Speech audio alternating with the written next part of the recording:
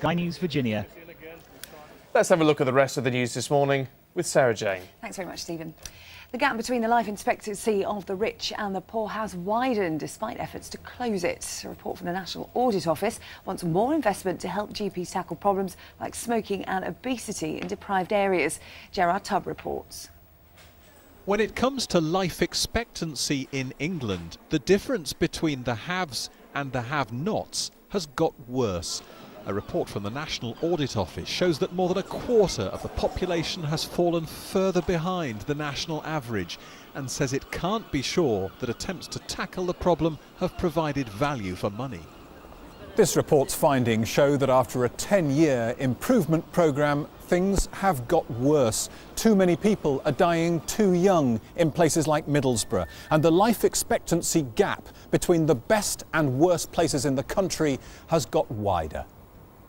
In 2000, the government named the 70 local authority areas in England where people die the youngest and pledged to cut the gap in life expectancy between them and the country as a whole by 10%. Instead, the gap has widened by 7% for males and 14% for females. In the worst areas, men can expect to die more than 2 years earlier than the national average, while women's lives are cut short by more than 18 months. This is about putting the support systems in place to help people who have got a problem with smoking or a problem with drugs or alcohol, to provide the support in primary care through their general practices, through other practitioners in primary care, to help them address some of these lifestyle issues that do cause them to have a much reduced life expectancy. Doctors want the government to spend more money on the problem. Life expectancy is a very complex issue, and focusing more on health and exercise may be the way to go to improve these kinds of outcomes, because it's better to prevent illness rather than to cure it.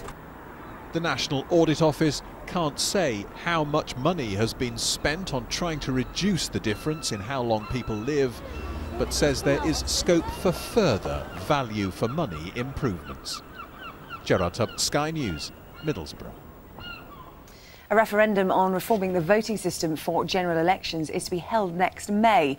Deputy Prime Minister Nick Clegg is expected to announce the move next week. Our correspondent Rachel Younger is in Westminster for us this morning. And Rachel, remind us what this proposed change will mean.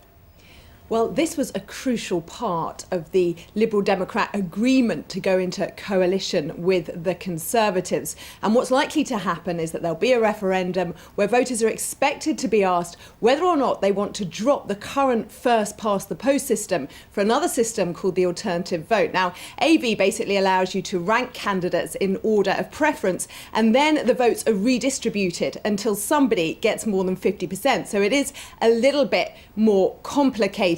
Now, it's a far cry, of course, from what the Liberal Democrats have long campaigned for. They wanted proportional representation, but it was still a key part of the deal that was made with the Conservatives. And it's expected that this referendum would be held on May the 5th next year. That would mean it would coincide with elections to the Scottish and Welsh Assemblies and to English local councils. And Nick Clegg would be choosing that date because he wants to maximise turnout.